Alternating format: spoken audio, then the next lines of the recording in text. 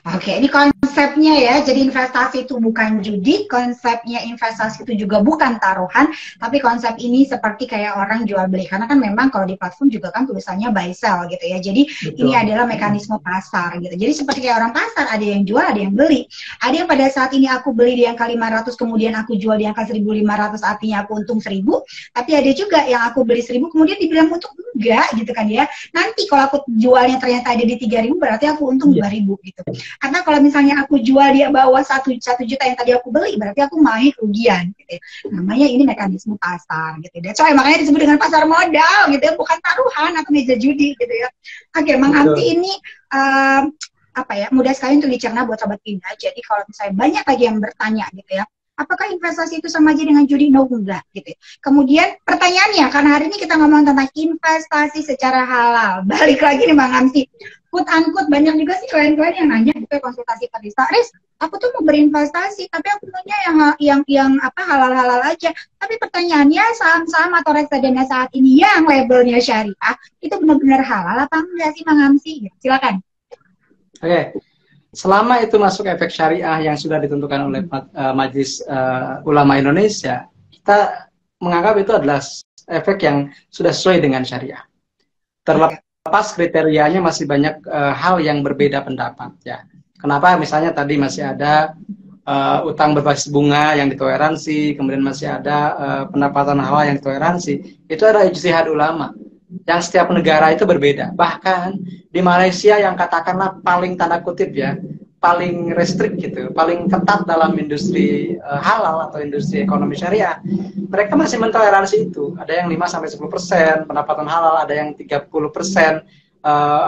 utang berbasis bunga. Di Turki pun demikian. Yang saya pelajari ya, di Turki, di Malaysia, di Inggris, di Amerika, seluruh saham yang efek syariah itu masih mentoleransi hal-hal yang belum bisa sepenuhnya terbebas dari utang tadi, gitu, utang yang berbasis. Kenapa? Karena di dunia yang sekarang ini kita harus berpikirnya asasnya kemaslahatannya itu buat investor dan industri juga. Kalau buat investor ya teman-teman boleh screening sendiri dan syariah saham menyediakannya gitu. Jadi teman-teman nanti cek di Play Store ada aplikasi namanya Hissa.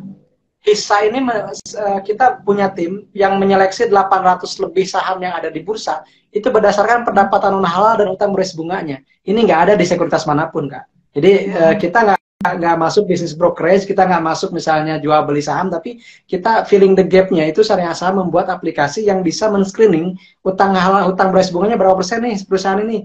Pendapatan halalnya berapa persen nih? Yang itu menjadi landasan untuk penentuan efek syariah setiap 6 bulan sekali. Jadi kita husnuzon bahwa yang masuk efek syariah itu sudah benar-benar disaring oleh Majelis Ulama Indonesia dan OJK. Adapun teman-teman ingin lebih hati-hati lagi, teman-teman boleh manfaatkan aplikasi dari kita, dari syariah saham. Saya pengen yang 0% gitu. Ya silakan cari, ada kok.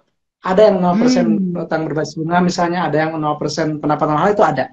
Ya, 0,0 sekian itu ada gitu. Cuma tinggal kita mau mencarinya saja.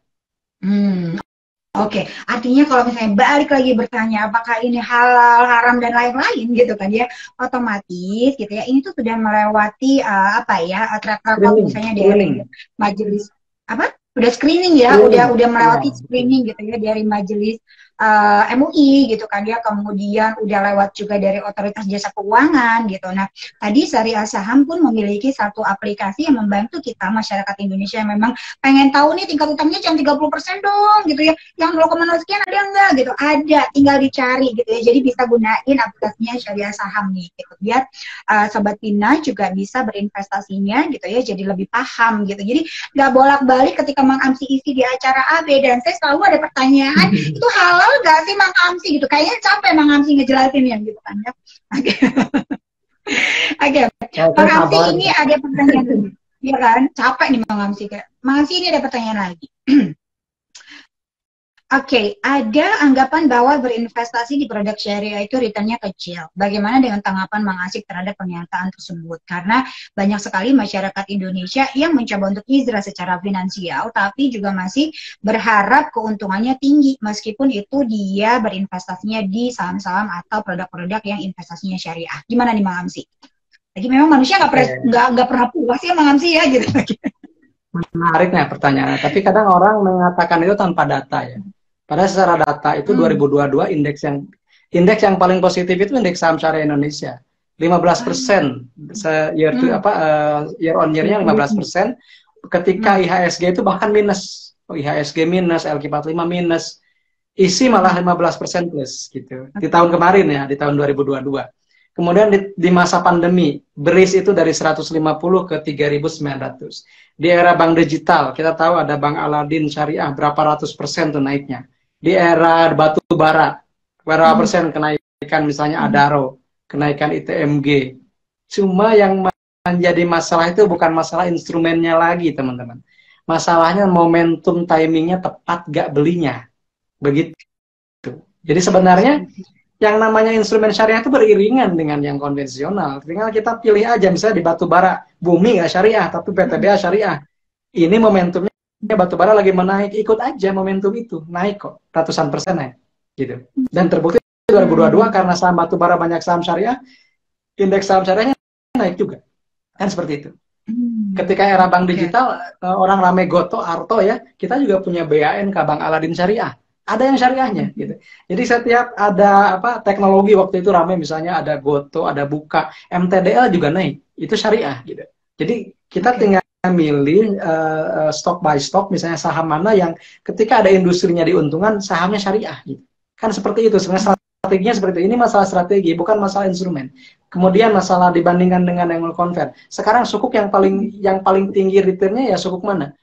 Obligasi mana? Sukuk gitu. Yang syariah 6% lebih kan. Ketika ori mungkin sekitar 4 atau 5%, sukuk sudah di atas 6%. Artinya teman-teman tinggal cari aja. Reksadana pun demikian. Teman-teman tinggal cek di beberapa aplikasi, bandingkan. Yang banyak yang jadi juara juga reksadana syariah juga. Reksadana saham syariah. Tergantung portofolionya di mana kebanyakannya. Seperti itu. Jadi sebenarnya yang lebih tepatnya bukan masalah syariah atau bukan. Tapi timing atau momentum, membeli instrumen apa, kemudian yang ramainya di bidang apa, sektor mana, dan sahamnya syariah. Tinggal itu aja. Jadi cari sekarang yang lagi momentumnya naik, cari yang di screening yang syariah aja. Kita bisa ikut kok kenaikan itu. Jadi kalau ada yang mengatakan, saya selalu menyangkal ini. Kenapa? Karena selalu mengatakan bahwa di setiap perkembangan atau pertumbuhan yang konvensional, syariah bisa ngikutin. Karena ada instrumennya yang sama. Gitu. Apalagi misalnya di masa krisis, syariah yang lebih bertahan. Bisa buktikan 2008, 2020. Itu indeks saham syariah yang paling dominan di atas indeks yang konvensional. Saya mengatakan ini berdasarkan fakta, data, dan histori. Jadi kalau ada pertanyaan yang sama seperti itu, saya suka membantahnya dengan data, dan ternyata di data memang seperti itu faktanya. Kita bisa lebih untung di syariah. Jadi kalau yang mengatakan syariah tidak lebih untung dibanding konvensional, saya selalu menantang datanya mana. Apa buktinya? Kok tetap ada teman-teman saja yang misalnya concern hanya di saham syariah, justru lebih menguntungkan, atau returnnya lebih besar juga. Seperti itu, Kak. Oke, ini menarik gitu ya. Jadi, Bang Hamsi tidak setuju banget dengan pernyataan-pernyataan bahwa wah saham syariah atau produk-produk keuangan maupun investasi syariah itu tidak keuntungannya tidak terlalu tinggi dan lain-lain. Tapi faktanya gitu ya, ternyata dari indeks sendiri tahun 2008 dan 2020 ternyata saham syariah atau produk-produk investasi syariah itu juga tinggi. Dan gitu ya, bukan bicara tentang produknya gitu ya, tapi kita melihat momentumnya, kemudian strategi apa. Makanya nih buat teman-teman yang memang pengetahuan investasi mengenai investasi syariahnya masih perlu diasah lagi, ada baiknya investasi layar ke atas, belajar lagi gitu ya. Dan teman-teman bisa gabung, bisa ke Pina, gitu, belajar dengan para perencana keuangan di Pina, dan bisa juga belajar di syariah syaham gitu ya, syariah saham, untuk bagaimana sih kita paham tentang produk-produk ya, profile risk gitu ya, dan lain-lain tentang dunia saham syariah ini. Oke, mumpung momennya juga lagi bagus nih gitu ya, momen Ramadan, tambah lagi ilmunya gitu ya. Jadi jangan hanya mikirin cuan-cuan aja, karena sebenarnya Bang Hamsi juga bisa dapetin cuan yang gede dari saham-saham produknya syariah pastinya. Oke, Bang Hamsi, ini pertanyaan terakhir karena bentar lagi kita akan buka puasa gitu kan ya. Ini menarik sebenarnya. Oke, Bang Hamsi, pertanyaan terakhir gitu ya. Tindakan apa aja sih yang dilarang ketika kita ingin berinvestasi di saham syariah gitu ya? Selain tadi pakai uang tetangga misalnya gitu, Bang Hamsi gitu ya. Oke, silakan. Oke, yang dilarang cuma dua sih, Kak. Jadi yang pertama adalah efek syariah, efek yang diperjualbelikannya atau surat berharga saham yang diperjualbelikannya, apakah itu syariah atau bukan, itu satu. Yang kedua, cara bertransaksinya. Apakah dia menggunakan utang berbasis bunga atau tidak. selama tidak melanggar dua hal itu boleh. Misalnya begini, kita beli saham syariah, misalnya saham apa ya, saham Sido Muncul ya.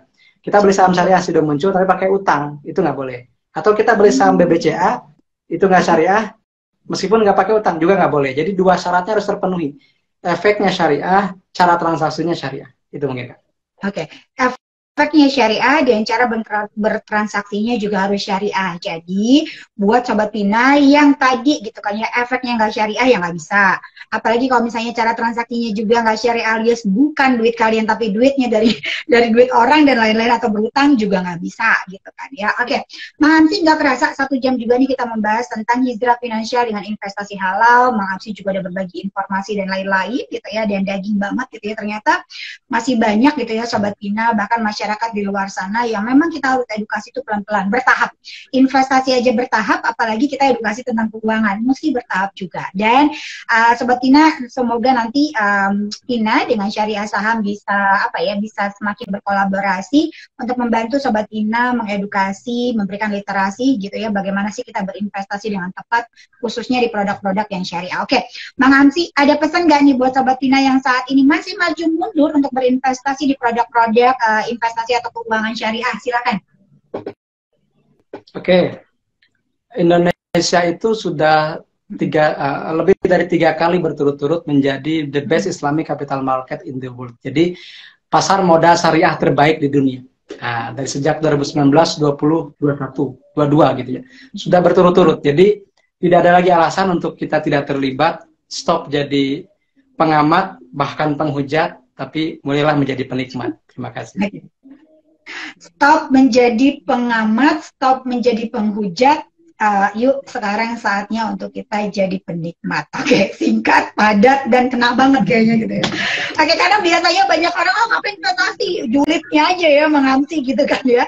Kerjanya menghujat, makanya jadi investasi, sosokan sih gitu.